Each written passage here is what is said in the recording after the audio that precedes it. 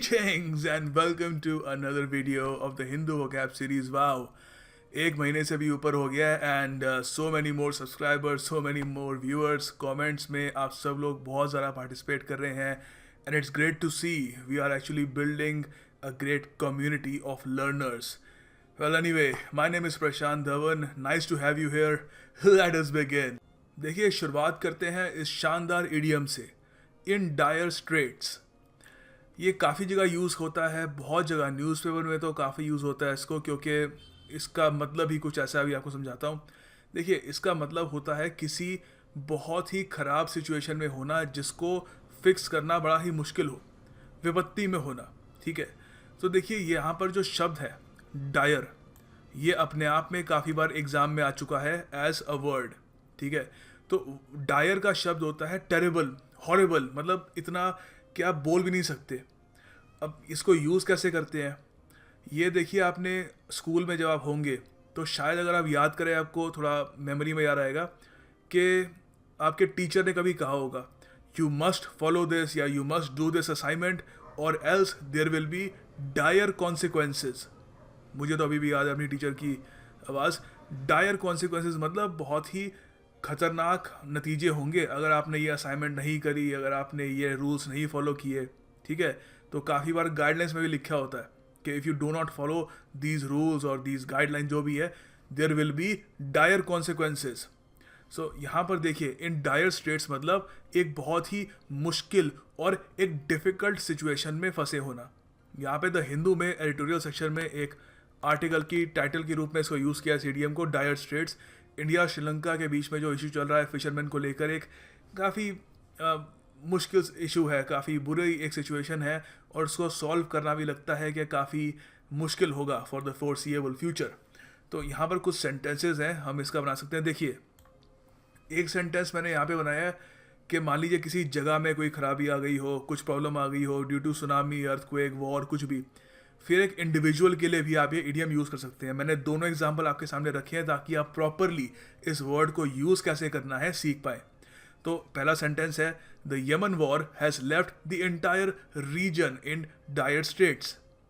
पूरा का पूरा रीजन एक बहुत ही बुरी सिचुएशन में फंस चुका है. चलो, ये तो एक रीजन के लिए हो गया. यहाँ पे कुछ भी डाल लो, अर्थक्वेक डाल लो, सुनामी वगैरह, जो भी कुछ विपदा आ गई उसकी वजह से डिफ़िकल्ट सिचुएशन में है. दूसरा जो सेंटेंस है ये है एक इंडिविजुअल के लिए. After losing his job he was completely broke. Broke मतलब कंगाल, पैसे ना होना, ब्रोक. तो जॉब छूट गई, कम्प्लीटली कंगाल हो गया. और he was in dire straits, बहुत ही मुश्किल स्थिति में वो फंस गया. तो याद रखिएगा दोनों चीज़ें, ये डायर वर्ड भी, ठीक है, ये जनरल डायर से नाम थोड़ा बहुत याद रख लेना, हालांकि स्पेलिंग अलग है बट थोड़ा बहुत याद रखने में इजी होगा कि मतलब बहुत ही हॉरेबल, टेरेबल, क्योंकि उन्होंने जलियांवाला कांड किया था तो बहुत ही हॉरेबल, टेरेबल था. तो डायर का मतलब यही होता है. इन डायर स्टेट मतलब एक बहुत ही बुरी सिचुएशन में फंस जाना. देखिए, अगला शब्द है अप्राइज. क्रिया है वर्ब. इसका अर्थ होता है किसी को कुछ बताना, इन्फॉर्म करना, या हिंदी में हम कहें आगाह करना किसी को. तो द हिंदू में इसको यूज़ कर रहे हैं पीपल बीइंग अप्राइज्ड ऑफ प्लान. तो यहाँ पे सिंपल सा सेंटेंस है, उनको प्लान के बारे में सूचित किया जा रहा है, इन्फॉर्म किया जा रहा है, उनको बताया जा रहा है प्लान के बारे में. सेंटेंसेस से समझते हैं आप, इसको यूज़ करना समझ जाएंगे. काफ़ी जगह आप इसको यूज़ करना भी स्टार्ट कर देंगे. ये एक बहुत ही बढ़िया सेंटेंस है अपनी पर्सनल वोकैब में इसको ऐड करने का, खासकर स्पोकन इंग्लिश में. यू कैन से He was apprised about the condition of his wife by the doctors after several hours. काफ़ी घंटों बाद उसको उसकी बीवी की कंडीशन के बारे में डॉक्टरों द्वारा बताया गया, आगाह किया गया उसको. उसके अलावा एक बहुत ही बढ़िया सेंटेंस है इसके नीचे, the caring manager was not happy to apprise his employees that their jobs were in jeopardy. Jeopardy याद है? अब तो यार काफ़ी टाइम हो गया, बहुत लंबी सीरीज़ है ये. देखिए, जेपर्डी आई थिंक 15 या 20 दिन पहले हमने डिस्कस किया था ये वर्ड. जेपर्डी का अर्थ होता है खतरा. तो जब यहाँ पे कह रहे हैं कि बड़ा केयरिंग मैनेजर था, अच्छे दिल का आदमी, तो जब उसको ये बताना पड़ा अपने एम्प्लॉयज़ को कि उनकी नौकरी अब खतरे में है, जेपर्डी में है, तो वो खुश नहीं था. उसको अंदर से दुखी था वो. तो कोई भी होगा, एक बैड न्यूज़ है किसी के लिए.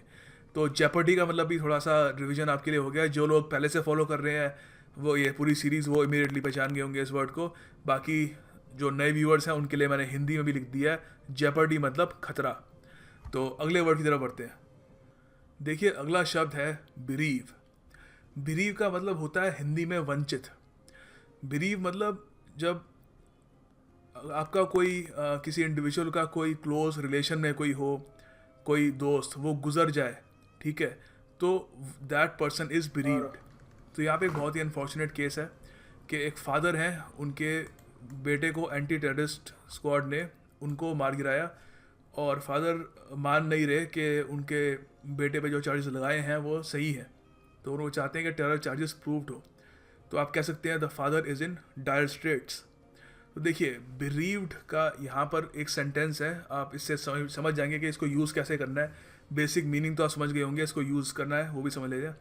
तो देखिए ये सेंटेंस है यहाँ पे, during the Iraq occupation the president visited orphans, ठीक है, जिनके माता पिता गुजर चुके हैं। बिरीव्ड फैमिलीज़, बिरीव्ड फैमिलीज़ मतलब जो कोई ना कोई अपना रिलेटिव खो चुकी है। एंड वॉर वेटरन्स, ठीक है। तो वैसे एग्ज़ाम में डायरेक्टली आएगा नहीं, ऐसे जो वर्ड होते हैं ये आपके पैसेजेस में आते हैं आपको कंफ्यूज करने के लिए। सारी वो क्या डायरेक्टली सिनोनिम्स या एंटोनिम्स नहीं होती। ओवरऑल आपके पास ज्ञान होना चाहिए वर्ड्स का, ताकि आप प्रॉपरली इंग्लिश के सेक्शन में स्कोर कर पाएँ। देखिए अगला शब्द है ये, काफ़ी लोग इसको प्रोनाउंस गलत करते हैं, ये अलीबी वगैरह कह देते हैं। इसको प्रोनाउंस करने का सही तरीका है एलिबाई। एलिबाई, चलो थोड़ा इंडियन एक्सेंट भी हो गया तो अलीबाई भी चलता है कभी कभी, पर अलीबी मत बोल देना, एलिबाई, ठीक है। एलिबाई का देखिए अर्थ होता है एक एक्सक्यूज़ किसी चीज़ का। ज़्यादातर इसको ऐसे यूज़ करते हैं कि मान लीजिए कहीं पे कोई क्राइम हुआ है, तो एक आदमी जब ये कहता है कि मैं जब इंसिडेंट हुआ, जब वो क्राइम हुआ था, मैं तो कहीं और था, तो वो उसका क्या हो गया, एसेंस तो सेम ही, वो उसका एक्सक्यूज़ हो गया, ठीक है। A claim or piece of evidence that one was elsewhere, वो कहीं और था जब एक्ट हो रही थी, typically criminal one is alleged to have taken place. तो यहाँ पे कुछ सेंटेंसेज है, द हिंदू में भी इसको यूज़ किया है, वैसे इससे इतना समझ नहीं आएगा। ये काफ़ी बढ़िया 3 सेंटेंसेज है, एक के बाद एक। Let's have a look at these.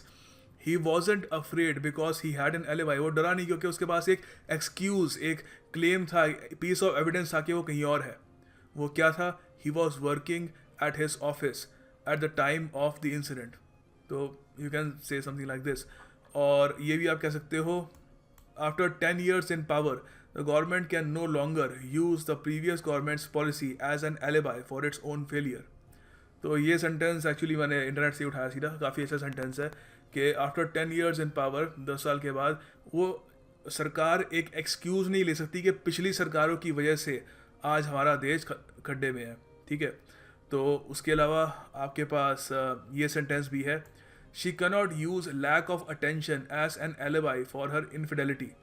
तो कई बार होता है कि शादीशुदा लोग जब चीटिंग करते हैं एक दूसरे के ऊपर, तो वो एक एक्सक्यूज़ देते हैं कि मुझे अटेंशन कम मिलती थी। तो यहाँ पे कह रहे हैं कि अगर घर में आपको अटेंशन कम भी मिलती है तो इनफिडेलिटी मतलब बेवफाई, तो वो आपको बेवफाई करने का आपको पास नहीं दे देती। इनफिडेलिटी का भी जो मीनिंग है ये भी याद रखना, मतलब बेवफाई।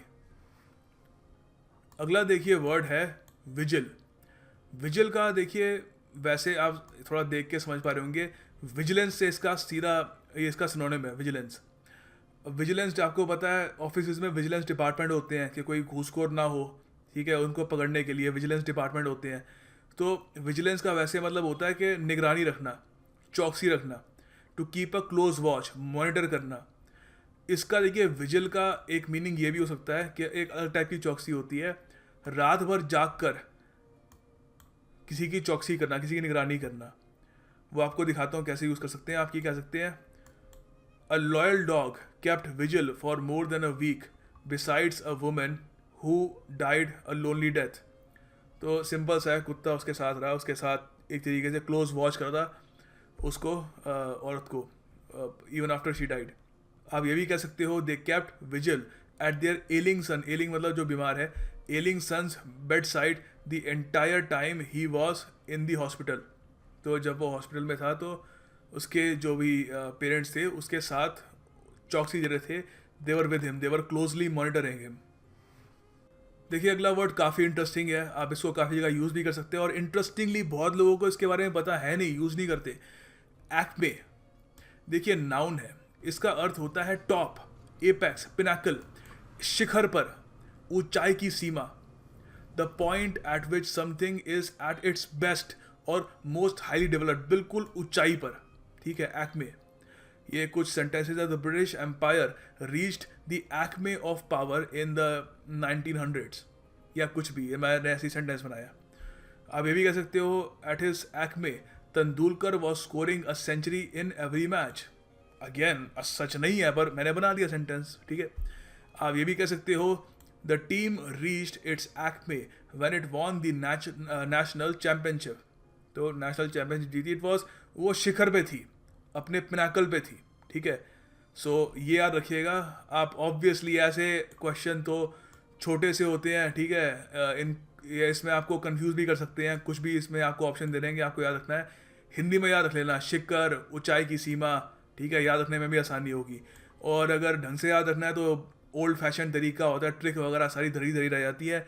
सेंटेंस बनाओ, यूज़ करो, लिखो, बार बार लिखो, ऐसे याद होता है। उसके अलावा कोई और ट्रिक वगैरह कोई बस मन का वहम होता है। घूम फिर के हार्ड वर्क पेज ऑफ। देखिए अगला वर्ड काफ़ी इंटरेस्टिंग है, डिलेरियम। डिलेरियम का देखिए दो तरीके से मतलब निकल सकता है, काफ़ी हद तक सिमिलर है, एसेंस सेम ही है, मगर कुछ फिर भी डिफरेंस है इसमें। देखिए एक तो इसका निकलता है वाइल्ड एक्साइटमेंट, पागलों वाली एक्साइटमेंट, उन्माद। हिंदी में एक शब्द होता है उन्माद। जब आदमी थोड़ा सा कंट्रोल खो देता है, तो वायलेंटली एक्साइटेड हो जाता है, उन्माद की स्थिति में आ जाता है वो। एक्यूटली डिस्टर्ब भी कह सकते हो आप। तो पेशेंट्स होते हैं, वो भी डिलेरियम एक्सपीरियंस करते हैं। तो डिलेरियम देखिए टेम्परेरी होता है, ठीक है। रेस्टलेसनेस, इल्यूजन्स, टेम्परेरी मैडनेस, कुछ समय की पागलपन सा होता है ये। तो इसको फैंस को डिस्क्राइब करने के लिए यूज़ करते हैं। कोई बहुत ही खुश हो गया इंसान, उसको भी डिस्क्राइब करने के लिए यूज़ कर सकते हैं। पेशेंट्स के लिए तो खैर यूज़ कर ही सकते हैं, मगर आपके लिए ज़्यादा ये इंपॉर्टेंट है कि वाइल्ड एक्साइटमेंट वाला साइड आपसे जो एग्जाम में पूछेंगे वो ज़रा पूछेंगे आपसे। तो दो सेंटेंसेज आपके सामने। The fans were in a delirium as they waited for Salman Khan outside his bungalow. तो सलमान खान का वेट कर रहे थे। They were in delirium, wild excitement, उन्माद छा गया था उन पर, ठीक है। आप ये भी कह सकते हो when my neighbour won the lottery he started running around his house in a fit of delirium. तो यहाँ पे मैंने यूज़ किया इन अ फिट ऑफ। तो ये भी तरीका होता है, आप यहाँ पे कुछ भी डाल दो, इन अ फिट ऑफ रेज, ठीक है, गुस्से में। तो इन अ फिट ऑफ डिलेरियम, उस वक्त पूरा लॉटरी जीत ली, पूरा भागने लग गया अपने घर के आसपास, ठीक है। तो ये होती है violent excitement, wild excitement, delirium. अगला शब्द है एसोटेरिक। देखिए एसोटेरिक एक एडजेक्टिव है। इसका अर्थ होता है कोई ऐसी चीज़ जो बहुत ही कम गिने चुने लोग समझ पाए, जिनके पास उस चीज़ की स्पेशलाइज्ड नॉलेज है या इंटरेस्ट है। तो एसोटेरिक सीधी सी बात है, डिफ़िकल्ट टू अंडरस्टैंड भी हो सकती है, हार्ड भी हो सकती है, पजलिंग, गहरी, डेप्थ हो काफ़ी उसमें। क्योंकि जब किसी चीज़ में डेप्थ होगी, ठीक है, कोई चीज़ हार्ड टू अंडरस्टैंड होगी, तो कुछ गिने चुने लोग ही उसको समझ पाएंगे, सब लोग थोड़ी ना समझ पाएंगे उसको, क्योंकि वो एसोटेरिक है। तो यहाँ पे दो सेंटेंसेस है। The British archaeologist was familiar with the esoteric वैदिक टेक्स्ट। तो यहाँ पर देखिए वैदिक टेक्स्ट भी हर कोई समझ नहीं पाता, सिलेक्टेड लोग ही समझ पाते हैं जिनको इंटरेस्ट है या नॉलेज है उसके बारे में। तो जो ब्रिटिश आर्कियोलॉजिस्ट था वो फेमिलियर था इन एसोटेरिक वैदिक टेक्स्ट से। तो आप ये भी कह सकते हो निकोला टेस्ला बहुत ही फेमस साइंटिस्ट थे। उनके बारे में मैंने ये सेंटेंस बनाया, Nikola Tesla had esoteric and esoteric interest as, नहीं सॉरी, इंटरेस्ट होना चाहिए यहाँ पे, interests. Nikola Tesla had esoteric interests as a child. बड़े ही उनके निराले से, पजलिंग से डीप इंटरेस्ट थे, क्योंकि सीधी सी बात है later on he became a huge scientist. तो उसकी वजह से काफ़ी अकेला सा चाइल्डहुड बीता, क्योंकि सीधी सी बात है जब आपके ऐसे इंटरेस्ट हैं जो काफ़ी डीप है, तो सीधी सी बात है आपका जो बचपन होगा थोड़ा लोनली बीतेगा, क्योंकि सब लोग आपको समझ नहीं पाएंगे। सो ये याद रखिएगा, एसोटेरिक दोनों तरीके से मैंने यूज़ कर लिया है। वैदिक टेक्स्ट के लिए भी आप कह सकते हो, इंटरेस्ट भी आपके एसोटेरिक हो सकते हैं, कई ग्रुप्स भी एसोटेरिक हो सकते हैं, उनके कॉजेज एसोटेरिक हो सकते हैं। एडजेक्टिव है, कहीं भी फिट कर लो, something that is deep, puzzling. अगला देखिए, ये इडियम किसी ने मेरी फेसबुक वॉल पे लिख दिया था आज कि इसको कवर करो। वेल देखो, मैसेज कर दिया करो, फेसबुक वॉल पे मत लिखा करो, पहली बात। और दूसरी बात, ये इडियम वैसे एग्ज़ाम में आने के इतने चांसेस हैं नहीं, अभी तक तो आया नहीं है, बट वेल मैं कोई यहाँ पे प्रिडिक्शन तो नहीं कर सकता कि आएगा या नहीं आएगा, बट अभी तक इतना इसको एग्जाम में मैंने देखा नहीं है। सो वाइल्ड ओट्स, देखिए इसका अर्थ होता है कि जवानी में कुछ वाइल्ड बेवकूफ़ी भरी चीज़ें करना। ज़्यादातर इसको वाइल्ड सेक्सुअल रिलेशन से जोड़ के देखते हैं, बट हाँ बेसिकली ये नेगेटिव वे में। अगर मान लो यहाँ पे इंग्लिश में ये इसकी डेफिनेशन है, doing a lot of exciting things when you are young. तो अब कोई आर्मी ज्वाइन कर लेता है और वहाँ पे बड़ी एक्साइटिंग चीज़ें कर रहा है, तो उनके लिए आप ये ईडियम इस्तेमाल नहीं कर सकते, ये एक नेगेटिव तरीके से इसको यूज़ करते हैं। तो यहाँ पर ये परफेक्ट सेंटेंस है, the reason why he still doesn't have a job is because rather than studying all night he was sowing wild oats at night clubs। तो वेल आपके सामने ये सिंपल सा सेंटेंस है, पढ़ने के बजाय वो रात को नाइट क्लब्स में मस्ती मार रहा था, अय्याशी कर रहा था।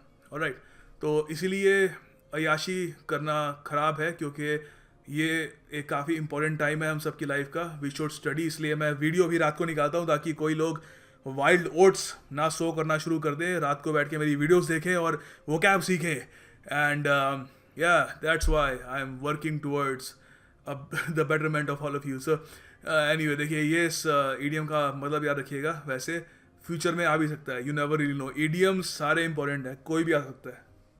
ऑलराइट, सो आपके लिए एक MCQ है, मैं इसका आंसर अभी बता ही देता हूँ। तो आप पहले अटैम्प्ट करिए, मन में अटैम्प्ट कर लो या कमेंट बॉक्स में अटैम्प्ट कर लो, योर चॉइस। इनेमिकल, ये हमने डिस्कस किया है, आई थिंक काफ़ी टाइम पहले किया था, याद नहीं आ रहा, पर किया था इसको। देखिए इसका अर्थ होता है, इसका सिनोनिम है हॉस्टाइल, ठीक है, अनफ्रेंडली। तो इनेमिकल हुआ हॉस्टाइल, अनफ्रेंडली, याद रखिएगा, ये याद रखने वाली चीज़ है। वैसे आप पुरानी वीडियोस भी देख सकते हैं मेरी, उसमें मैंने काफ़ी सारे वर्ड्स, इंपॉर्टेंट वर्ड्स कवर किए हैं। वोकैबुलरी कभी पुरानी नहीं होती, so make sure to watch all the videos. ये MCQ आपके लिए है, आपको बताना है कि पैल्पेबल का अर्थ क्या होता है। ग्रम्पी, ग्रम्पी आप कह सकते हो खड़ूस सा, ठीक है। टैंजिबल मतलब जिसको आप छू सकते हो। टेस्टी आपको मतलब पता है, फैट का भी आपको मतलब पता है। अटेम्प्ट करिए कमेंट बॉक्स में बिलो 110%, क्योंकि ये वर्ड हमने डिस्कस कर रखा है। This is your revision question. अगर आप इसको अटेम्प्ट नहीं करते, that means you are just not paying attention, now are you. और अगर आप ये वीडियो भी आप देख सकते हैं पुराने वाली, बाय द वे मैं काफ़ी बार रिपीट करूँगा ये, क्योंकि इट्स इम्पॉर्टेंट। मैं एक वीडियो में सारे वर्ड्स कवर नहीं कर सकता, दैट्स वाई हम पूरी एक सीरीज़ बना रहे हैं इसके लिए। So make sure you watch the old videos as well, old is gold.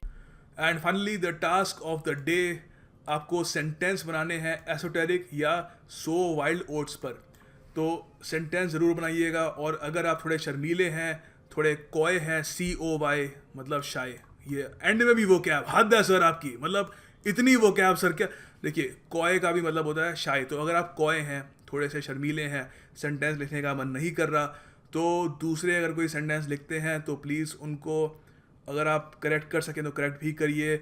उनको अगर आप एक लाइक दे सकते हैं, लाइक भी दीजिए, उनको एनकरेज करिए, so that all of us grow as a community.